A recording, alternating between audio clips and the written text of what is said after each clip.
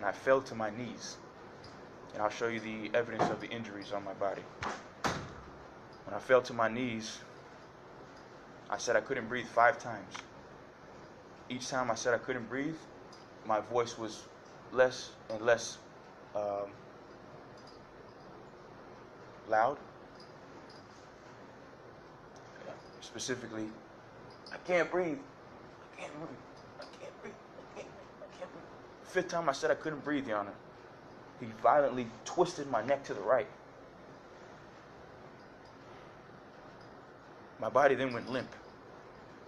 But I was still awake, but my vision went blurry instantly. When my body went limp, he felt my body go limp. He then picked me up into the air from his side like this. When he picked me up, he picked me up from my left side. When he picked me up, the entire left side of my body grinded against his duty belt. And I'll show you, I still have scars on my body from that. Now,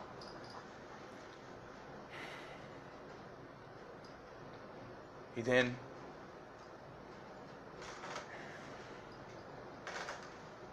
put me in handcuffs and took everything out of my pocket. And he put the handcuffs on me as tight as he could put them on me. And he put me in the back of the police car. As soon as he put me in the back of the police car, Sergeant Gomez leaves. And then the PRI officer, Officer Leslie, approaches him with another officer smoking cigars, big cigars. And they immediately approached him and asked him, they did just like this. He said, so why'd you beat him up? And I was watching them conversate from the inside of the back seat of the police vehicle. And Officer Leslie specifically was standing right next to the window of the vehicle. From what I seen was so I could hear him speaking to Officer Ronnie Rodriguez. When he asked him specifically, why did he beat me up? Officer Ronnie Rodriguez looked at him in awe, in shock, as if he can't believe, as if he couldn't believe that he was asking him that question. Now, Officer Leslie then, from what I seen, he cross-examined him. He then noticed immediately that he became fearful of the fact that he was asking him that question. So he then he started to befriend him, to become as if he was on his side. They sat there and made comments back and forth to the point where Officer Ronnie Rodriguez believed him, to the point that he believed that he was on his side, to the point that he stated, man, let's just take this kid somewhere and beat the shit out of him some more. He stated that, Your Honor. And I was sitting in the back seat of the vehicle scared for my life, thinking that they were going to end up killing me. Now, Officer Ronnie Rodriguez then came to the left side of the passenger, the back seat of the car, opened the door while Officer Leslie was still on the right side of the window.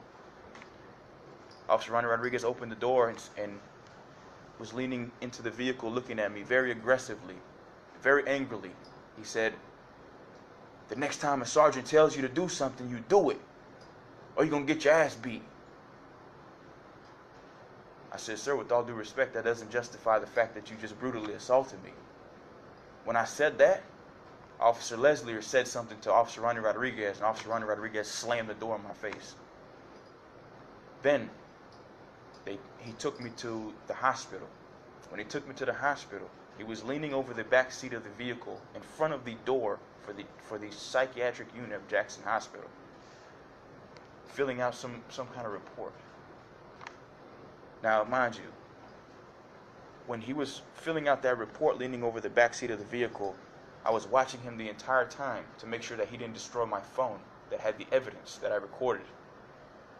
While he was leaning over the back seat of the vehicle writing the report, there was about 4 or 5 seconds where he just dropped his head, and it looked like in a shame, or in feeling bad for what happened, for what he did. He then was, I guess, documenting my belongings, my property.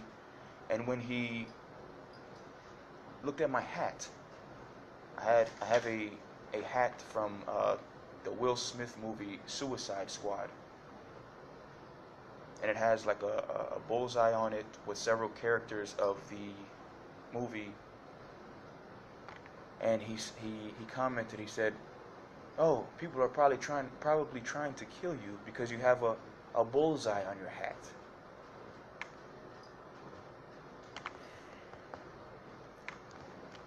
He brings me inside the psychiatric unit, Your Honor, in handcuffs. He then takes the handcuffs off of me and he leaves. I immediately asked to speak with a doctor in regards to the injuries that I sustained and because of how much pain that I was in.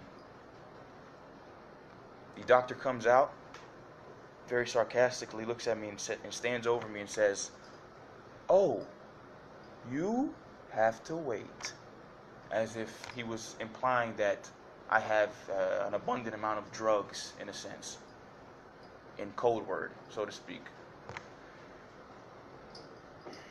Which really bothers me because I don't sell drugs, and unfortunately I'm suffering from PTSD, anxiety, and depression, and the best medication to prescribe for someone suffering from what I'm suffering from is marijuana, something that they consider a drug.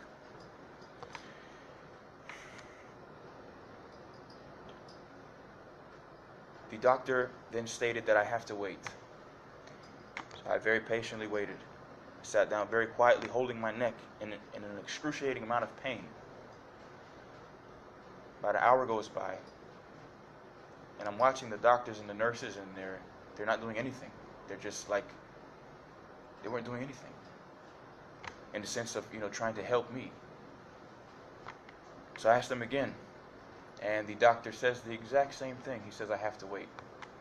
I then pick up the phone and call 911, Your Honor, and I explained to 911 that I was just brutally assaulted by Officer Ronnie Rodriguez for no reason whatsoever, and I explained to them that I am the son of a retired Broward Sheriff's employee.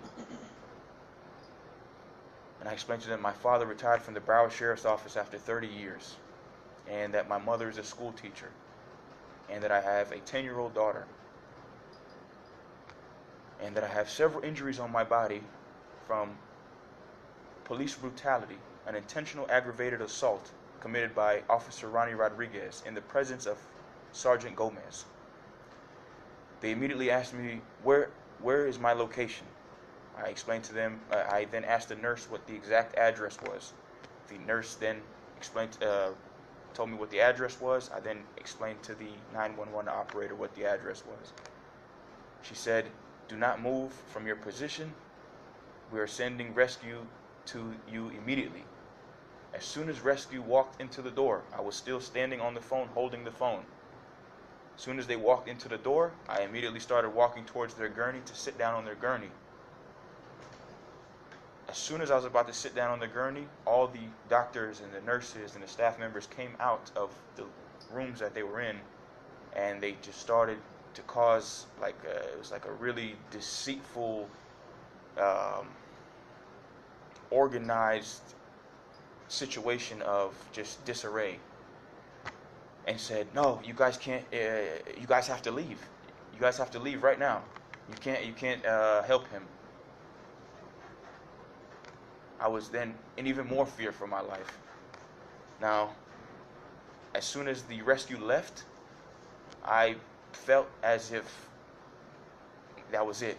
I'm never going to be able, they're never going to let me out of this hospital because of what they just did to me and the fact that I'm attempting to report them.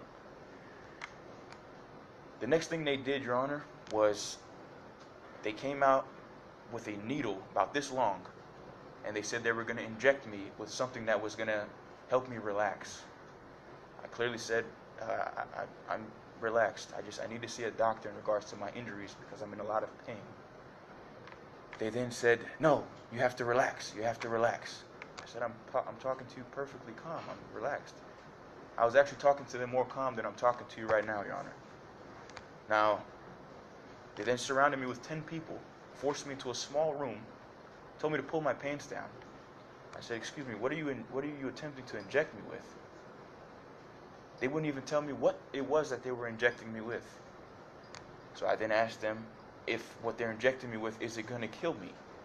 They said, "Oh, no, honey, no, don't worry."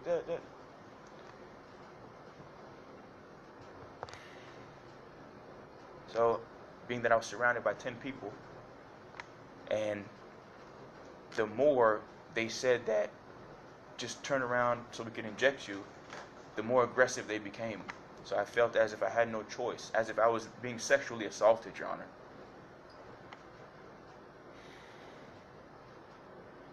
And I don't like that, because when I was a little kid, I was sexually assaulted by my stepfather. Now, specifically, they injected me and I fell asleep within 30 seconds. And before they injected me, I said, "Okay, inject me in my rear end, but please don't close the door." They put me in like a little room, like a cell. And I said, "Could you please leave the door open?" They said, "Of course, we'll leave the door open for you." I was convinced they would leave the door open. I then let them inject me. As soon as they injected me, I turned around, standing in front of the bed. The person who injected me walked out, stood in front of the door, turned around, and then slammed the door in my face. I then woke up hours later, Your Honor, and they brought me upstairs, and they said that that's where I was going to be housed or evaluated.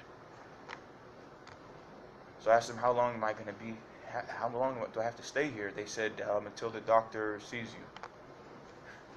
It's okay.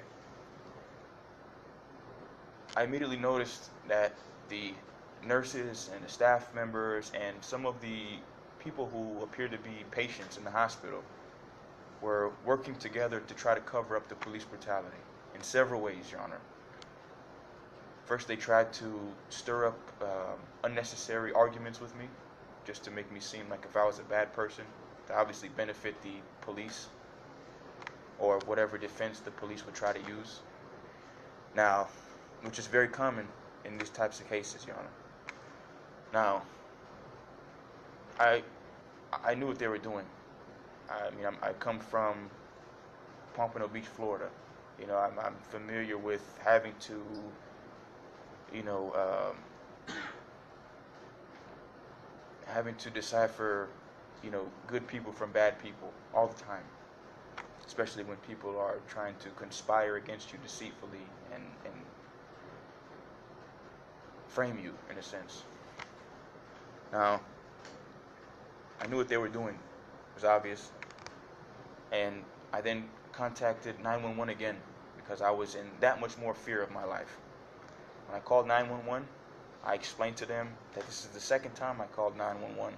And the first time I called 911, they told the rescue team that they sent to help me to immediately leave the hospital.